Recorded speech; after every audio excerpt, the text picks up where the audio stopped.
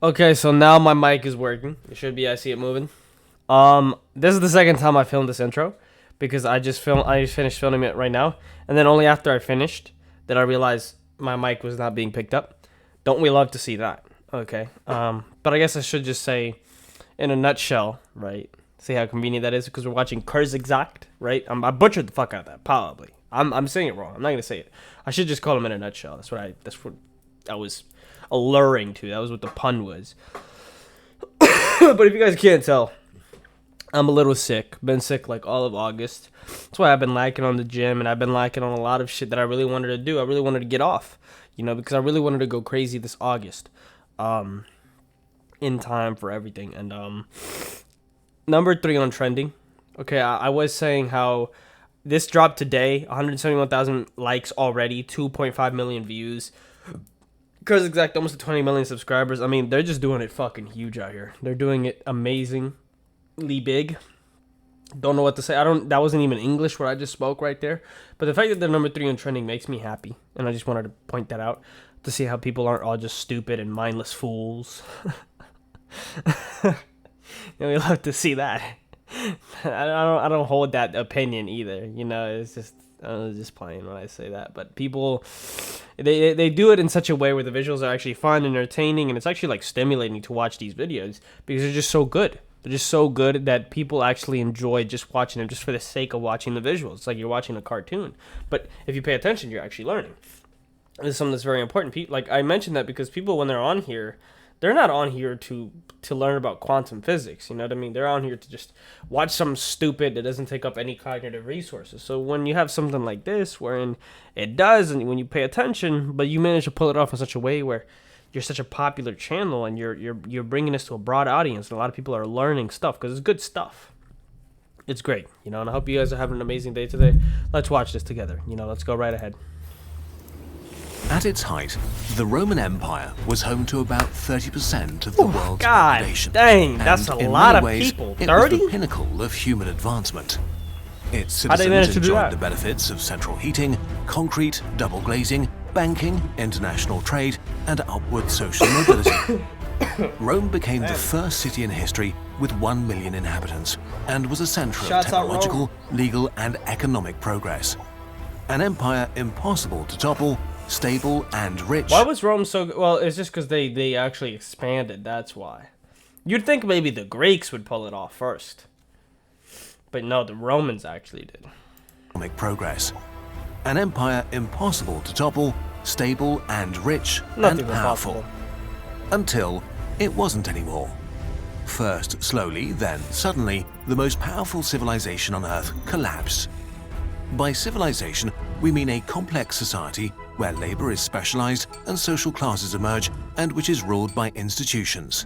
Of course. Civilizations share a dominant mutual language and culture, and domesticate plants and animals to feed and sustain large cities, where they often construct impressive monuments.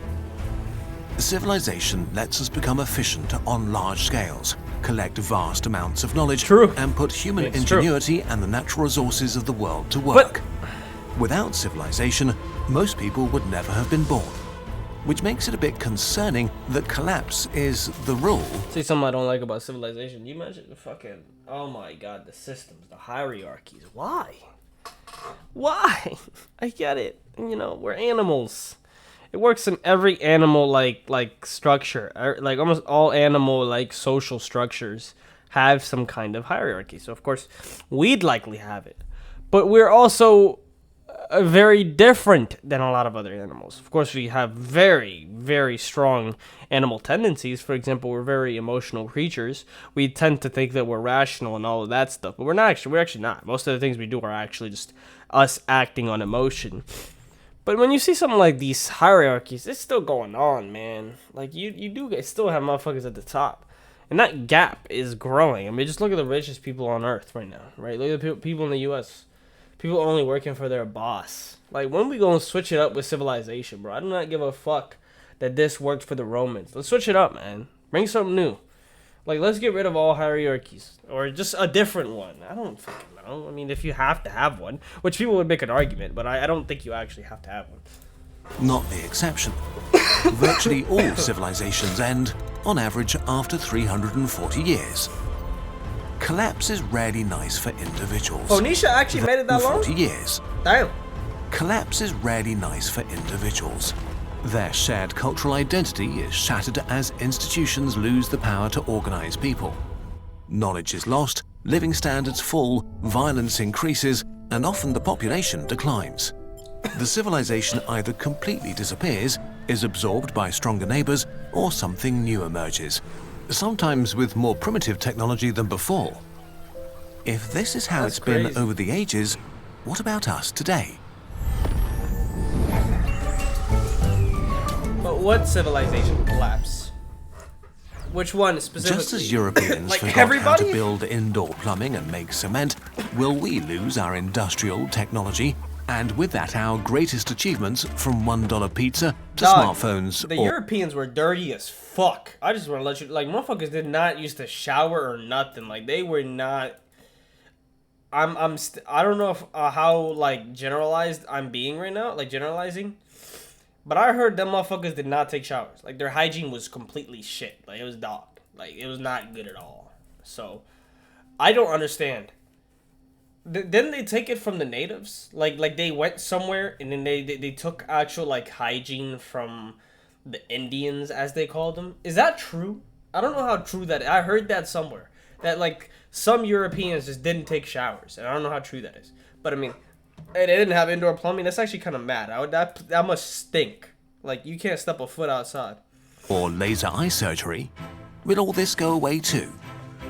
Today, our cities stretch for thousands of square kilometers. We travel the skies. Our communication is instant. Industrial agriculture with engineered high-yield plants, efficient machinery, and high-potency fertilizer feeds billions of people. Modern medicine gives us the longest lifespan we've ever had, while industrial technology gives us an unprecedented level of comfort and abundance, even though we haven't yet learned to attain them without destroying our ecosphere. There are arguably still different civilizations around today that compete and coexist with each other, but together they also form a singular global civilization. So is that the one you're talking about? But this modern globalized civilization is even more vulnerable in some ways than past empires because we are much more deeply interconnected. A collapse of the industrialized... That's good though. Diversity is strength in systems. It's good for that. ...world literally means that the majority of people alive today would perish, since without industrial agriculture, we would no longer be able to feed them. And there's an even greater risk. What if a collapse was so deeply destructive that we were unable to re-industrialize again? What if it ruined our chances of enjoying a flourishing future as a multi-planetary species? Elon Musk would be a global civilizational civilizational collapse could be an existential catastrophe, something that ruins not just the lives of everyone alive today, but all the future generations that could have come into being. All the knowledge we might have discovered, the art we might have created, the joys we might have experienced would be lost. So, how likely is all of this? Let's start with some good news. While civilization collapses have happened regularly, none have ever derailed the course of global civilization. Rome collapsed, but the Aksumite Empire, or the Teotihuacans, and of course the Byzantine Empire, carried on. What about sudden population crashes? So far, we've not seen a catastrophe that has killed much more than 10% of the global population. No pandemic, no natural disaster, no war. The last clear example of a rapid global population decrease was the Black Death, a pandemic of the bubonic plague in the 14th century that spread across the Middle East and Europe and killed a third of all Europeans and about 1/10 of the global population. If any event... a third of the people that it killed, that was basically almost the Roman Empire's population. Well, of course, the Roman Empire was much more before that. I'm aware. I'm just saying. In terms of that, like, think about it. Remember how he said at the beginning, 30%? So that's about as much people, pound for pound, like in comparison, because there was less people when the Roman Empire was around than in the 1300s. That's a lot of people, man. That's a lot of fucking people that the Romans had. I did not know that. Was going to cause the collapse of civilization, that should have been it. But even the Black Death demonstrates humanity's resilience more than its fragility. While the old societies were massively disrupted in the short term, the intense loss of human lives and suffering did little to negatively impact European economic and technological development in the long run. Population size recovered within 2 centuries, and just 2 centuries later, the Industrial Revolution began. History is full of incredible recoveries from horrible tragedies. Take the atomic bombing Tokyo. of Hiroshima during World War II. I mean, Japan, not Tokyo. 140,000 people were killed, and 90% of the city was at least partially incinerated or reduced to rubble. But against all odds, they made a remarkable recovery. Hiroshima's I'm sorry, what? and 90% of the city was at least partially incinerated or reduced to... I remember me talking to my history teacher about that, bro. Hiroshima, yeah, 90% of the city was at least 140,000 real people that are conscious, just like me. I'd be looking at myself like these. I'd be looking at my own hands. I'm like, I'm a real person? I'm a fucking monkey that is self-aware? Well, take 140,000 of me. There you go. And just drop a bomb on them. That's real fucking people, man. You know? And I guess it's good for society to have a psychopath, because only a psychopath could have dropped that. Somebody with no moral compass. Somebody that doesn't care. Feels no emotion. That's not connected with the emotions. You know? Somebody that's numb and doesn't feel anything. That's the only person who could have dropped it. Nobody who could feel anything would have done this. But that's not true. I don't even think that's true either, because of nationalism, because of how strong people can be convinced into thinking that doing a bad thing is actually for the greater good, blah, blah, blah, blah, blah. But to drop a bomb on 140,000 people, my guy, that's kind of, oh, man. Wow, man, that's a lot of fucking people. And a lot of real people, too, to just see them as it's a statistic. I mean, dog. People were killed, and 90% of the city was at least partially incinerated or reduced to rubble. But against all odds, they made a remarkable recovery. Hiroshima's population recovered within a decade, and today, it's a thriving city of 1.2 million people. None of this made I don't like how you say recovered. Recovered? Like, they're using these words. Like it's a computer simulation. Horrible events any less horrible for like those who lived through them. But for us as a species, these signs of resilience are good news. Why recovery is likely even in the worst case. One thing that's different from historic collapses is see, but the thing is, if Russia and the US start bombing each other, I'm not too sure about how that recovery is looking.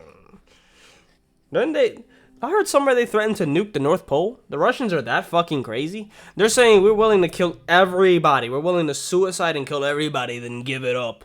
We Russians do not go down like that. And they're willing to kill everybody. So let's hopefully not. That humanity now has unprecedented destructive power. Today's nuclear arsenals are so powerful that all-out global war could cause a nuclear winter and billions of deaths. Our knowledge of our own biology and how to manipulate it is getting so advanced that it's becoming possible to engineer viruses as contagious as the coronavirus and as deadly as Ebola. Increasingly, the risk of global pandemics is much higher than in the past. So we may cause a collapse ourselves, and it might be much worse than the things nature has thrown at us so far. But if, say, 99% of the population died, would global civilization collapse forever? Could we recover from such a tragedy? How much is 1%? 70 million? No, 80 million? 1% is 80 million people, right? That's like a whole country. Some reasons to be optimistic. Let's start with food. There are 1 billion agricultural workers today, so even if the global population fell to just 80 million, it's virtually guaranteed that many survivors would know how to produce food. And we don't need to start at square one, because we could still use modern high-yield crops. Maize is 10 times bigger than its wild ancestor. Ancient tomatoes were the size of today's peas.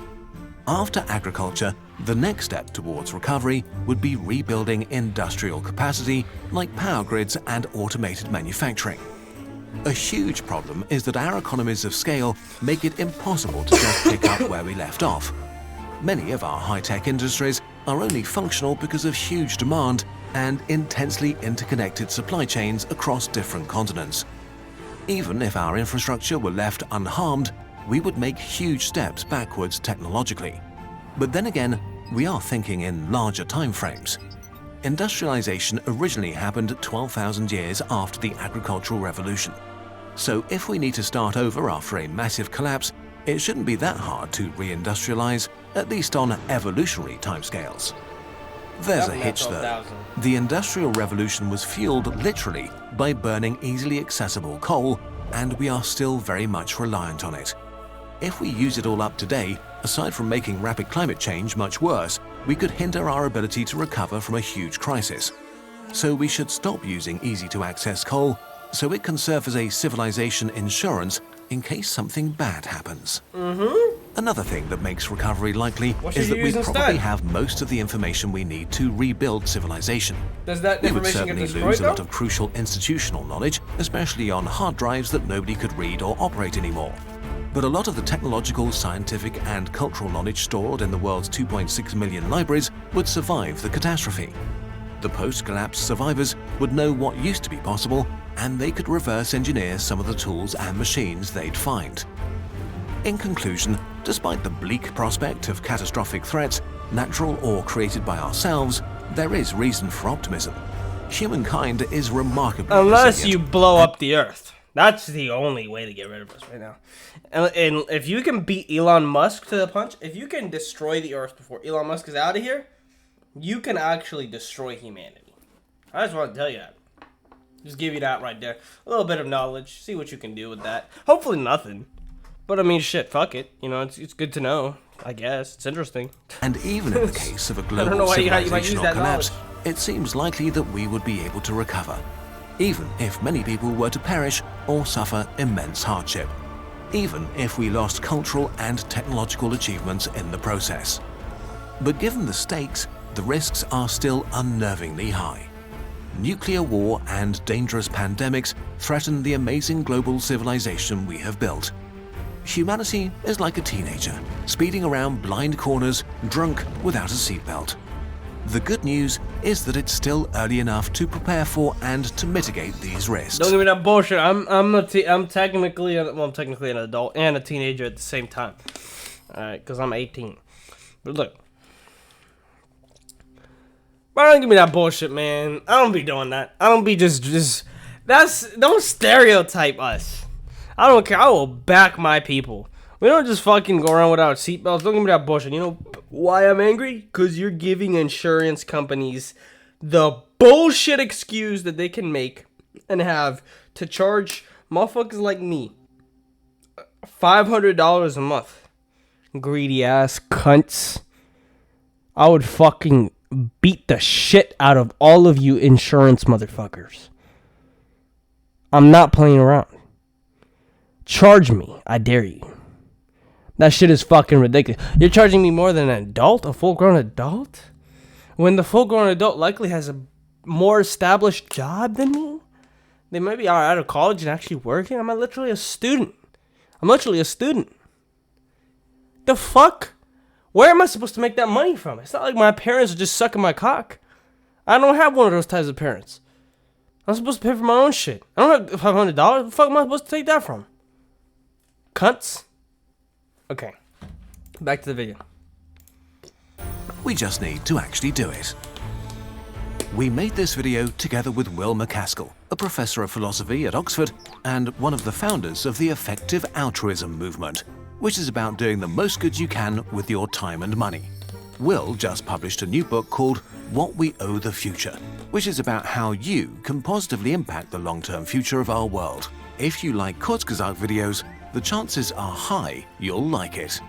The book has some pretty counterintuitive arguments, like that risks from new technologies such as AI and synthetic biology are at least as grave as those from climate change, or that the world doesn't contain too many people, but too few, and especially that everyday actions like recycling or refusing to fly just aren't that big a deal compared to where you donate or what career you pursue.